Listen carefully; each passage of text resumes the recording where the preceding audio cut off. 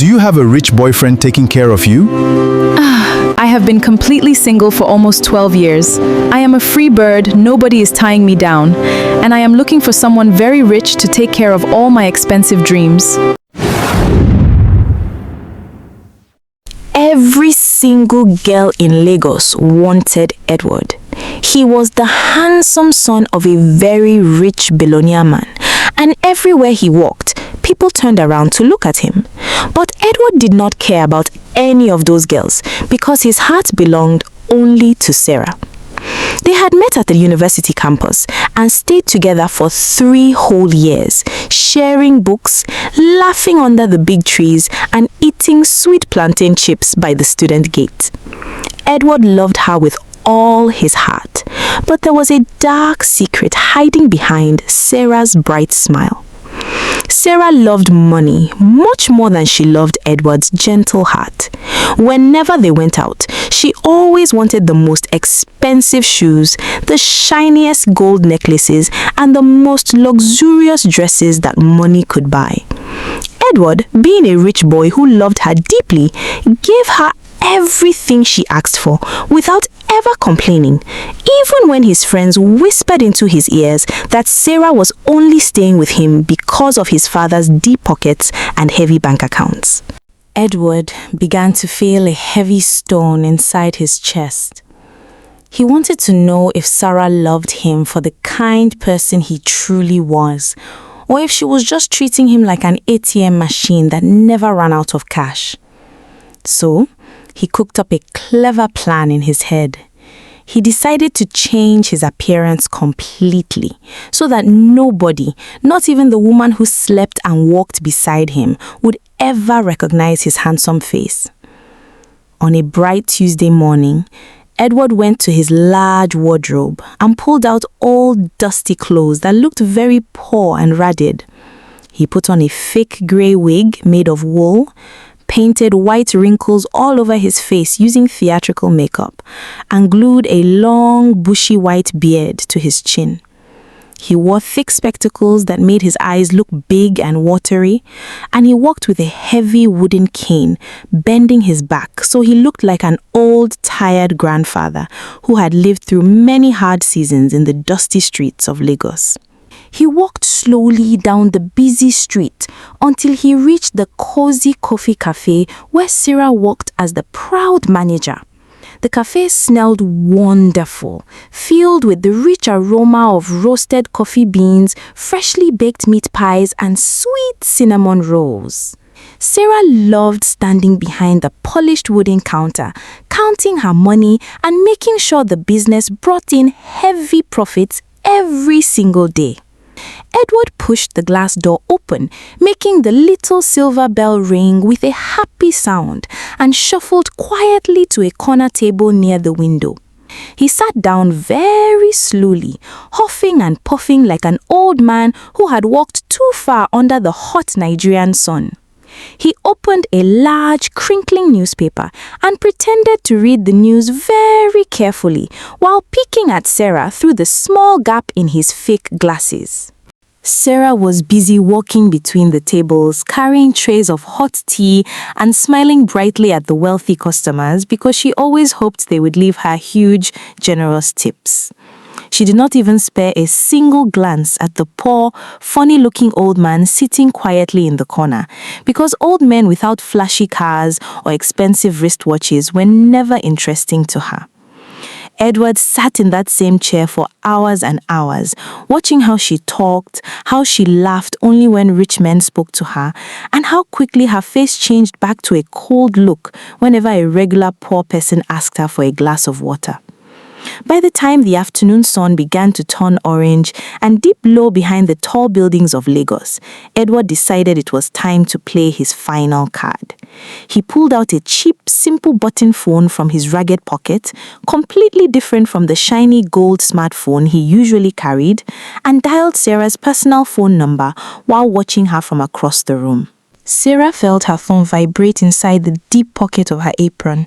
She pulled it out with a quick flick of her wrist, expecting a call from a rich oil businessman or perhaps from Edward himself, sending her money for her hair salon appointment.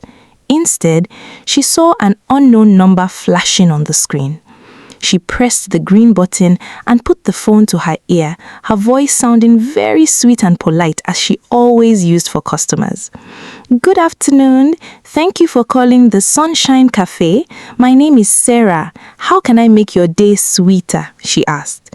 From the corner of the room, Edward spoke into his phone, disguising his voice to sound very deep, shaky, and old, just like a grandfather talking to his favorite grandchild. "Good afternoon, my dear child," Edward said into the phone, hiding a small smile behind his bushy white beard. "I am sitting right here inside your beautiful cafe, and I just wanted to call you and say thank you very much for the delicious meal and the wonderful care your workers give to everyone who walks through your doors." Sarah looked around the cafe in surprise, her eyes scanning the room until they landed on the old man sitting alone in the dark corner by the window. She smiled politely, thinking the old grandfather was just lonely and wanted someone to talk to. For the next 30 minutes, they stayed on the phone together. Sarah stood behind her counter, talking to the old man just to be nice, while Edward used that half hour to ask her questions that would test the true loyalty of her heart. You are such a hard-working young lady. Do you have a rich boyfriend taking care of you? With a shaky voice, Edward pretended to cough into his hand and then asked, "You are such a hard-working and beautiful young lady, my dear. Tell me, a fine woman like you must have a rich young man taking care of you in this big city of Lagos. Do you have a boyfriend?" Sarah did not hesitate even for a single second. She did not remember the 3 wonderful years she had spent with Edward, the gifts, the romantic dinners, or the gentle way he held her hand when she was sad. Instead, she looked around the shop, tossed her hair over her shoulder, and spoke directly into the phone with a proud and happy voice. "Oh no, my grandfather," Sarah lied smoothly without any shame in her heart. "I have been completely single for almost 12 years. I am a free bird, nobody is tying me down, and I am looking for someone very rich to take care of all my expensive dreams." When Edward heard those words travel through the tiny speaker of his cheap phone, a sharp pain shot straight through his chest, making him think as though someone had dropped a heavy stone on his heart. 12 years single?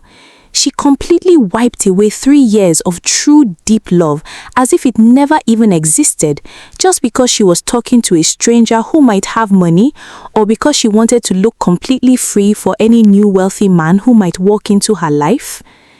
Edward felt all the blood rush to his face beneath his fake makeup. He took a deep breath, trying to calm the anger and sadness boiling inside his stomach, and decided to trap her completely in her own web of lies. "Ah, is that so?" Edward said with a trembling, raspy old man voice, nodding slowly in the dark corner. "Well, you are a very special woman, and an old man like me wants to make sure we stay in touch. Let me give you my personal phone number so you can call me whenever you feel lonely in this big, noisy city of Lagos." Sarah smiled brightly, thinking to herself that maybe this old man was a secret billionaire hiding his wealth in ragged clothes, something she had heard stories about in Nollywood movies. She quickly grabbed a small piece of paper and a golden pen, writing down the exact digits the old man recited to her slowly. "Thank you so much, Grandpa," Sarah said warmly, ending the call and walking back to her counter with a bright grin, dreaming of what kind of wealth the old man might give her later. Edward slowly stood up from his chair, using his wooden cane to lean his weight forward, and shuffled step by step toward the glass exit. He did not look back at Sarah once. He walked out of the cafe, got into his sleek, expensive luxury car waiting around the corner, and drove straight to his mansion.